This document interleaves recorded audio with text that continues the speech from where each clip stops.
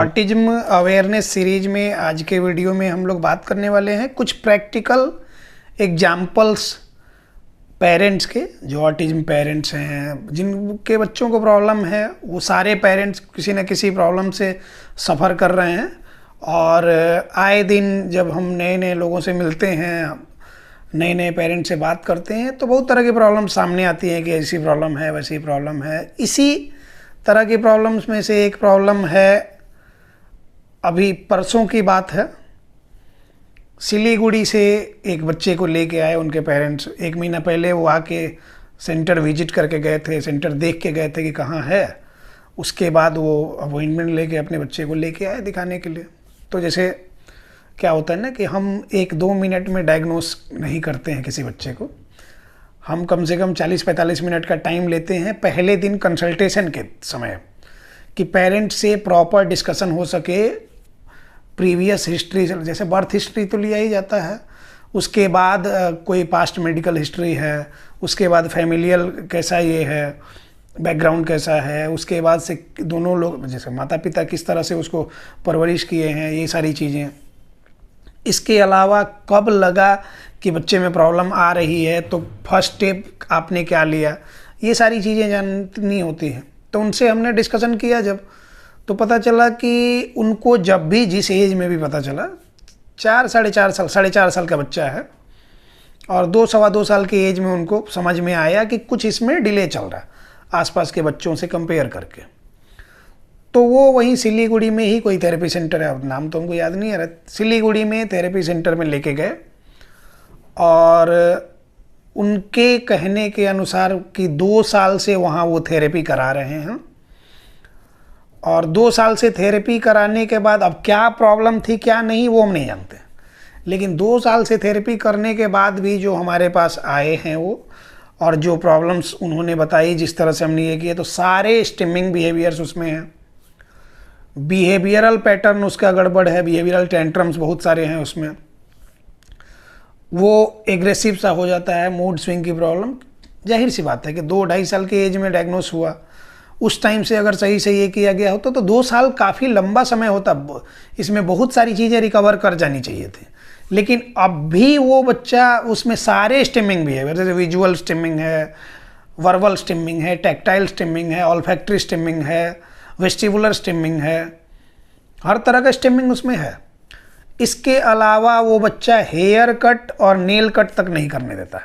हमेशा हम समझाते हैं कि रिहैबिलिटेशन जो होता है, रिहैबिलिटेशन का प्रोटोकॉल जब सेट किया जाता है, मतलब जब उसके लिए स्पेशलिस्ट उसके सेट करेंगे, तो 2 तरह के गोल सेट करते हैं। पहला होता है शॉर्ट टर्म गोल और दूसरा होता है long term goal. Short term goal में जो ईजिली, पहले जो चीज़ें ज़्यादा उसको परेशान कर रही हैं, पेरेंट्स को भी परेशान कर रही हैं, ईजिली रिजॉल्व होने वाली चीज़ें, जिनको जल्दी से रिकवर कर लिया जाए, कि बच्चा कोऑपरेटिव हो, वो कंसंट्रेट करे, पेरेंट्स के साथ हर एक्टिविटी में कोऑपरेट करे, वो शॉर्ट टर्म गोल में रखे जाते हैं। जैसे कि ये आपका स्टिमिंग बिहेवियर्स हो गए, आपका ये सेंसरी ओवर रिस्पॉन्सिबिलिटी, जैसे कि ये हेयर कट नहीं करने देता, नेल कट नहीं करने देता, मुंह में ब्रश नहीं लगाने देता, सेंसरी डिफेंसिवनेस का, ओरोमोटर डिफेंसिवनेस का नेचर।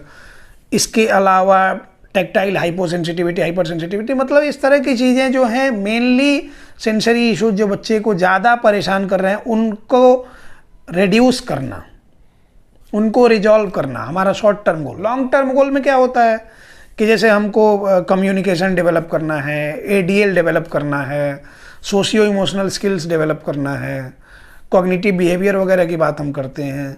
तो ये सारी चीज़ें लॉन्ग टर्म गोल में, कमांड फॉलोइंग वगैरह लॉन्ग टर्म गोल में। शॉर्ट टर्म गोल में हमने बताया कि ये जो छोटी मोटी चीज़ें होती हैं उनको रिजॉल्व करना होता है। तो ये तो कॉमन सी बात होगी। अब फिर से आते हैं उसी टॉपिक पे, 2 साल से थेरेपी वो करा रहे हैं, अब इसमें गलती किसकी है आप बताइए, कौन गलत है? अगर आप उसको बैठ के थोड़ी देर तक एनालाइज करें तो आपको क्लैरिटी आ जाएगी कि गलत कौन है इसमें। और हम कहें कि पेरेंट्स गलत है तो आपको लगेगा कि हम तो जानते ही नहीं थे, हम तो अनजान थे। हम कहें कि वो जहाँ थेरेपी सेंटर में जा रहे थे वो गलत है, तो फिर वो गलत है तो इतने दिन तक आप वहाँ उसके पास रुके क्यों? है ना बातें इस तरह की। तो यहाँ हम सारी चीज़ें स्टेप बाय स्टेप समझाने जा रहे हैं। हर एक पेरेंट जो ये वीडियो देख रहे हैं सारी बातें देख के समझिए, नहीं तो फिर आप भी मैक्सिमम लोग 70-80% तो गलती कर रहे हैं, गलती कर चुके हैं और कर रहे हैं। जो कर चुके उन लोगों को बोल रहे हैं जो हमारे साथ आए, जुड़े और उसके बाद से अपनी गलती सुधारी और बिल्कुल सही जा रहा है। तो अब इसी पे हम डिटेल में डिस्कस करते हैं कि क्या क्या कौन कौन से फैक्टर्स हैं जहाँ से आप जिनकी वजह से गलतियाँ होती हैं और बच्चे की प्रॉब्लम बढ़ते जाती है। तो चलिए उसको देखते हैं। सबसे पहला फैक्टर ये होता है कि कंफर्ट जोन। कंफर्ट जोन आप समझते हैं, जैसे कि क्या है, हर एक भारतीय की मानसिकता है कि स्कूल से निकले, कॉलेज में पढ़ाई कर लिए, उसके बाद कोई जनरल कंपटीशन वगैरह की तैयारी करे, कोई छोटा मोटा जॉब सरकारी कहीं से मिल जाए कि लेके सेटल हो जाए, उसके बाद हमको कुछ करने की ज़रूरत नहीं पड़े। सरकारी नौकरी मिलना भगवान से भेंट होना, बात बराबर है। ये हमारे यहाँ कहावत है। वो क्या है सरकारी नौकरी? कंफर्ट जोन की गारंटी कि बस फिक्स ड्यूटी है, जाएंगे आएंगे, अपना सैलरी मिलते रहेगा, ज़िंदगी सेट है। ये कंफर्ट जोन है। ज़िंदगी भर रोते रहेंगे लेकिन उसी में पड़े रहेंगे। अच्छे पे स्केल अच्छा है, बड़ा पोस्ट है, ये सारी चीज़ें हैं तो बिल्कुल सही है, लेकिन कितने लोगों का वो है? बाकी तो मैक्सिमम लोग उसी में ये कर रहे हैं, कहाँ कुछ है नहीं है। और उनके कंपैरिजन में उनके साथ वाला ही कोई बिजनेस में है, कोई अलग तरह से एंटरप्रेन्योर बना, कुछ बना, अपना काम कर रहा है, वो उनसे बढ़िया ग्रो कर रहा है। तो हम जैसे ये कर रहे थे कि एक कंफर्ट जोन ये होता है। कंफर्ट जोन में पेरेंट्स भी, आप लोग भी हैं कि आप एक जगह हो गया कि माथ मुड़ा लिए, कहा जाता है कि गए एक जगह हो गए कि यहाँ है तो है। जैसे सिंपल सी बात समझिए, आप हाथी को देखते हैं कि एक खूंटे से बांधा जाता है, एक पतली सी चेन से बांध दिया जाता है और हाथी वहाँ से कहीं भाग नहीं पाता। कैसे? हाथी चाहे तो मोटा मोटा चेन भी उखाड़ के फेंक दे, वो कौन सी बड़ी बात है? वो पतली सी चेन बांधी गई खूंटे में और हाथी वहाँ खड़ा। मतलब ये है कि वो कंफर्ट जोन में पड़ा और उसका माइंडसेट वैसा बन गया कि बस यहीं पड़े रहना, खतरा मोल नहीं लेना, एफर्ट ही नहीं लगाना। तो मैक्सिमम लोग एफर्ट ही नहीं लगाते। आप जाते, हम कहते हैं कि पहले महीने से बच्चे में इम्प्रूवमेंट होनी चाहिए। पहले महीने से इम्प्रूवमेंट इसलिए होनी चाहिए कि जिनके पास आप जा रहे हैं वो तो वेल क्वालिफाइड हैं, स्किल्ड हैं, इसी क्षेत्र के स्पेशलिस्ट हैं, और उनके काम करने से भी पहले महीने से बच्चे में इम्प्रूवमेंट नहीं आ रही तो फिर कहाँ इम्प्रूवमेंट आएगी? वो तो आप ये गंवार लोगों का चैनल भी देख के आप यूट्यूब से कुछ वीडियो ये करेंगे तो उसके बाद भी कुछ ना कुछ चीज़ें चेंज हो जाएंगी। तो ये जो एक्सपर्ट्स थे, इन्होंने ऐसा क्या किया कि आपके बच्चे में इम्प्रूवमेंट ही नहीं हुई और आपने इतना समय गंवाया। उन लोग कह रहे थे कि मतलब कि इसके लिए क्या क्या गिरवी रखा, लोन लिया, अभी तक चुका रहे हैं। तो मतलब इस तरह की प्रॉब्लम, इस तरह की आप बीती कई सारे लोगों की है। तो कंफर्ट जोन में मत पड़े रहिए। अब जैसे सेंसरी प्रोसेसिंग डिसऑर्डर की बात करें, ऑटिस्टिक बच्चे की बात करें, तो क्या होता है, सेंसरी प्रोसेसिंग डिसऑर्डर वाले बच्चे अपने आसपास में एक समझ लीजिए कंफर्ट जोन बना लेते हैं। वो जितनी चीज़ें जानते हैं, सेलेक्टिव चीज़ें, जैसे पिकी ईटर होता है, सेलेक्टिव चीज़ खाएगा, उसके बाद से क्या करेगा कि रिपीटेटिव वही काम करेगा, ज़्यादा कुछ बाहर वाली चीज़ें नहीं करना चाहेगा। मतलब वो भी एक कंफर्ट जोन में पड़ा हुआ है। बाहर का कुछ भी स्टिमुलस इंट्रोड्यूस करेंगे तो करने नहीं देगा। होता है ना कि बच्चे को कुछ अलग करा रहे हैं जो मतलब थोड़ा टफ पे जा रहा है तो नहीं करना चाहता, वो भी कंफर्ट जोन में पड़ा हुआ है। तो कहने का मतलब कि अब यहाँ पे बच्चे को प्रॉब्लम तो है सेंसरी प्रोसेसिंग डिसऑर्डर, और आपको कंफर्ट जोन में पड़े रहने का डिसऑर्डर है। तो कंफर्ट जोन डिसऑर्डर तो आपको भी है। तो अब किसकी गलती कहेंगे? यहाँ तो सरासर आपकी गलती है कि आप पहले महीने देखें इंप्रूवमेंट नहीं हो, चलो ठीक है 1 महीना और ले लेते हैं। 2 महीने इंप्रूवमेंट नहीं हो, चलो 1 महीना और ले, 3 महीने इंप्रूवमेंट नहीं, 3 महीने तक इंप्रूवमेंट नहीं हुई, फिर भी 2 साल तक हम वहाँ पड़े रहेंगे, तो ये गलती तो पूरी आपकी है। अब आते हैं उनके पे जो वो थेरेपी सेंटर चला रहे हैं। सबसे पहले तो कि वो हैं कौन, आपको ये डिटेल में जानना चाहिए। कैसे ट्रीटमेंट कर रहे हैं, आपको ये जानना चाहिए।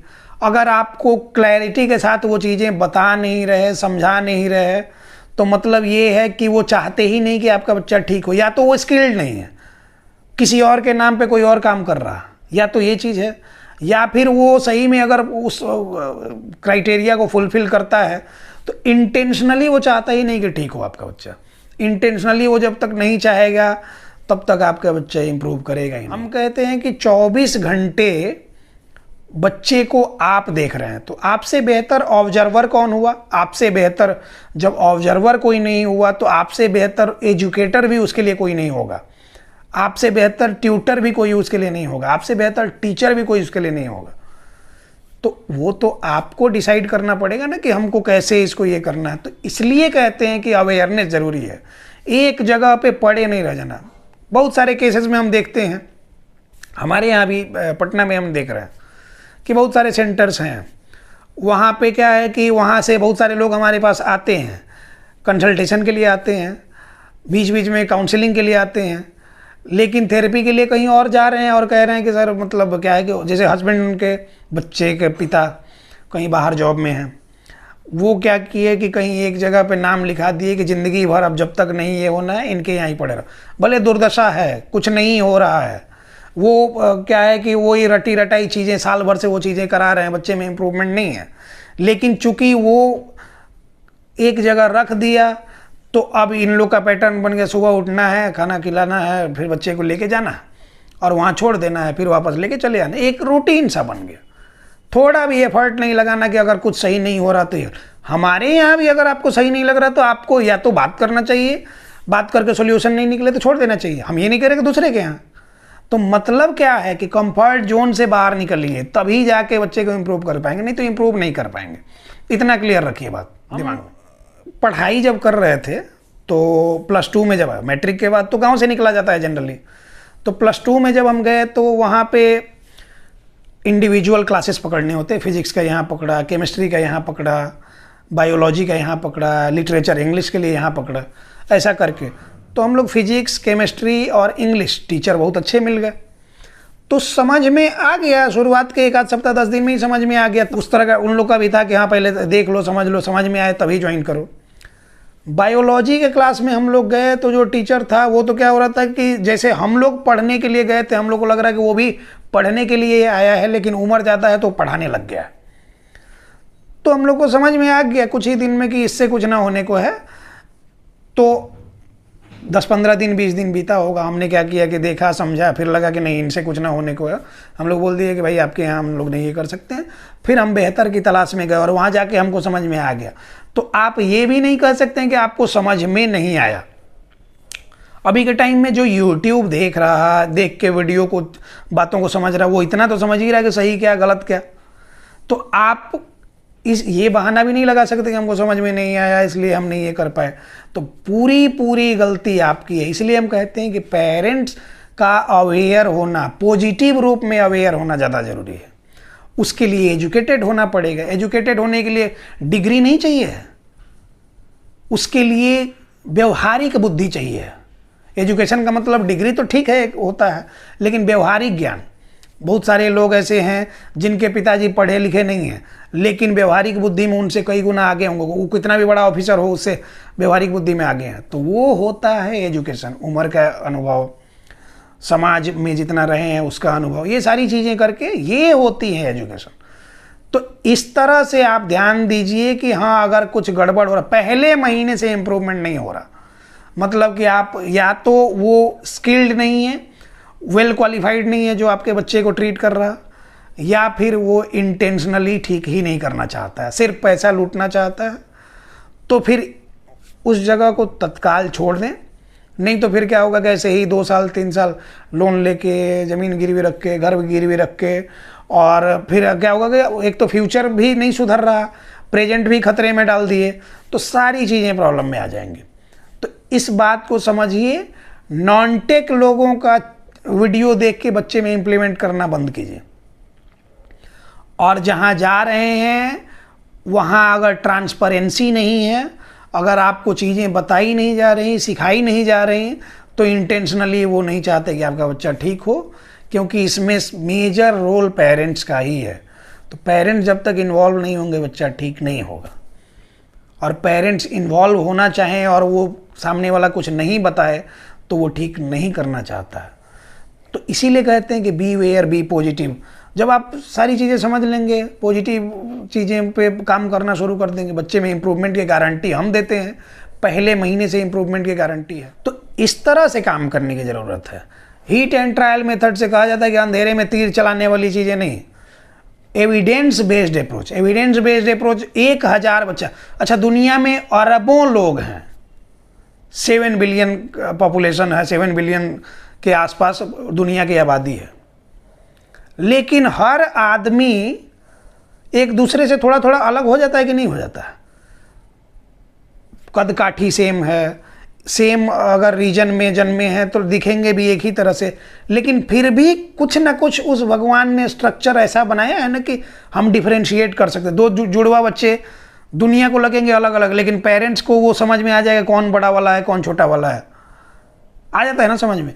तो मतलब कि 7 बिलियन लोग जो हैं धरती पे, उन सब में कुछ ना कुछ वेराइटी है जिसकी वजह से वो अलग हो रहे हैं।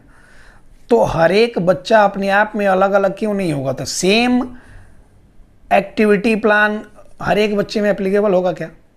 हर बच्चा अपने आप में यूनिक है, उसके लिए उसका सही से असेसमेंट, डायग्नोसिस और उसके हिसाब से उसका ट्रीटमेंट प्लान किया जाए तो बच्चे में इम्प्रूवमेंट होती है, पहले महीने से गारंटीड इम्प्रूवमेंट।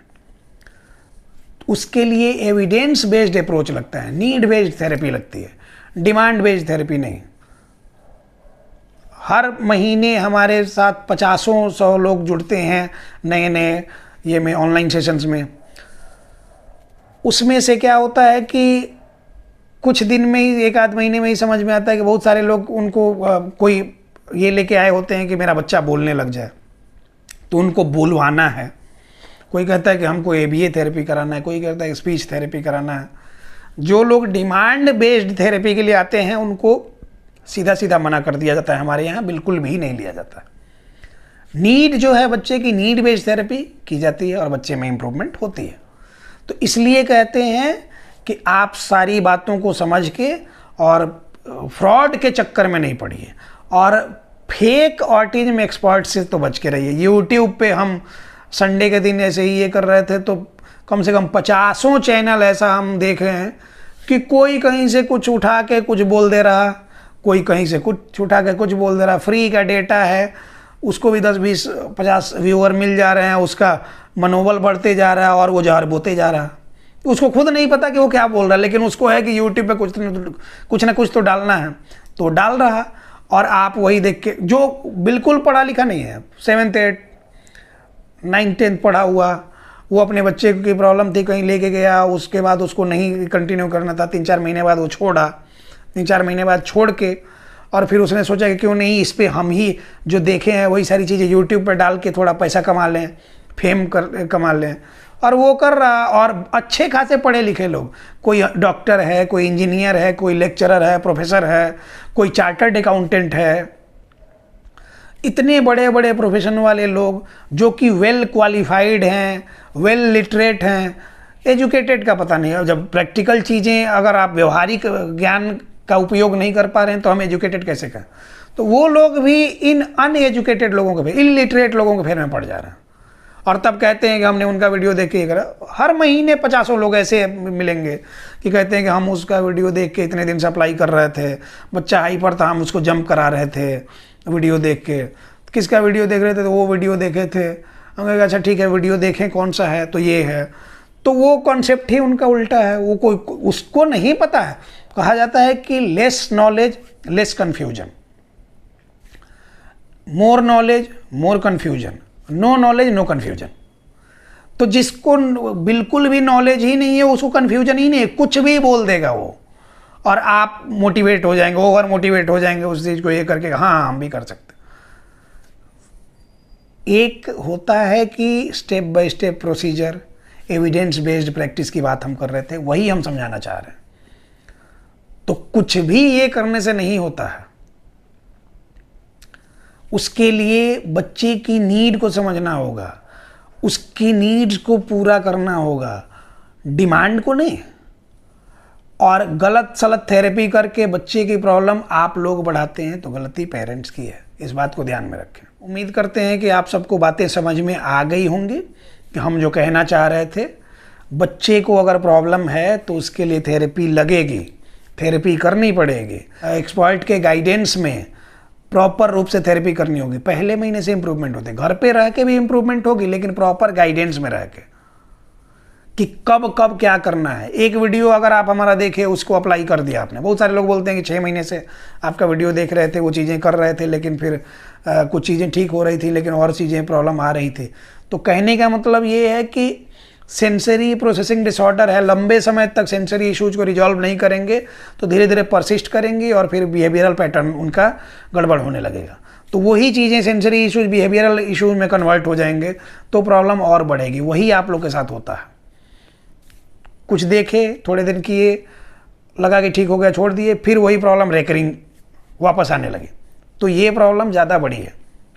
इन सब बातों को ध्यान में रखिए और क्वैकरी से बचिए, fake autism experts, motivational speakers लोग से बचिए और सही चीज़ पे ध्यान दीजिए। इन्हीं सब बातों के साथ अब इस टॉपिक को क्लोज करते हैं।